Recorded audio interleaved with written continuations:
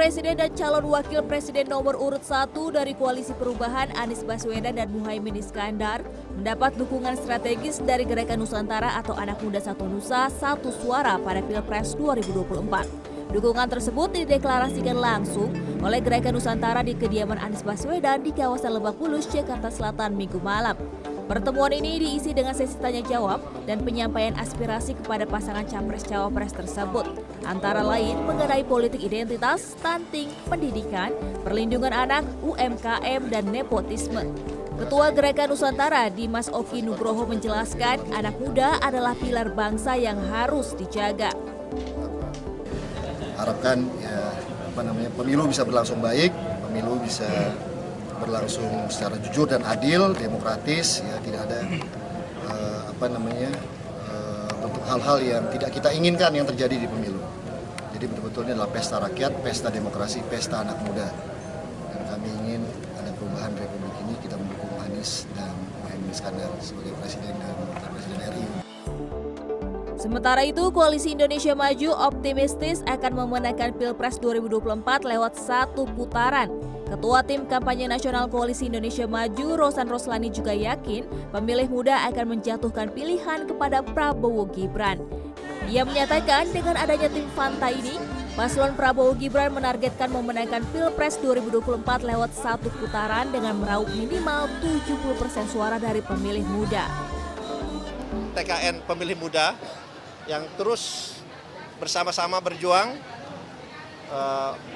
karena mereka sangat memahami, sangat mengetahui bahwa untuk memenangkan satu putaran sesuai dengan tekad kami, sesuai dengan tekad para anak muda, ujung tombaknya adalah pemilih muda. Tuh. Kenapa? Kita ketahui juga dari 204 juta lebih pemilih, itu 55-56% ada di anak muda. Ya. Dan juga di milenial dan Gen Z. Oleh sebab itu, tentunya perhatian kami berikan yang sangat besar dari TKN kepada tim kita, anak-anak muda ini, karena bukan hanya kita ingin mengajak mereka untuk memilih Bapak Prabowo dan Mas Gibran, tapi juga untuk mendengarkan apa inspirasi mereka. Menurut Rosan, memenangkan suara pemilih muda merupakan salah satu kunci kemenangan Pilpres mendatang. Sebab 55% dari 204 juta total pemilih adalah pemilih muda.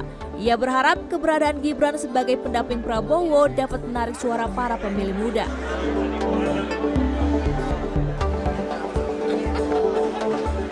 Adapun calon presiden nomor urut 3, Ganjar Pranowo menemui ratusan generasi muda yang terdiri atas generasi milenial dan Gen Z di sebuah kedai kopi di kota Pontianak, Kalimantan Barat. Ganjar berbincang tentang kesehatan mental dan potensi anak muda. Para anak muda menyuarakan masalah kesehatan mental dan stres yang sering menjadi persoalan anak muda. Mereka juga khawatir akan ketidakpastian masa depan. Betapa penting adanya kreatif hub di beberapa tempat agar anak-anak muda bisa mengembangkan bakatnya. Saya kira klop dan ini mengkonfirmasi apa yang menjadi persoalan mereka.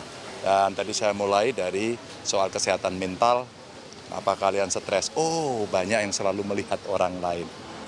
Ganjar juga menambahkan perlu adanya kolaborasi nyata lintas stakeholder untuk membangun sumber daya manusia unggul dan berkualitas.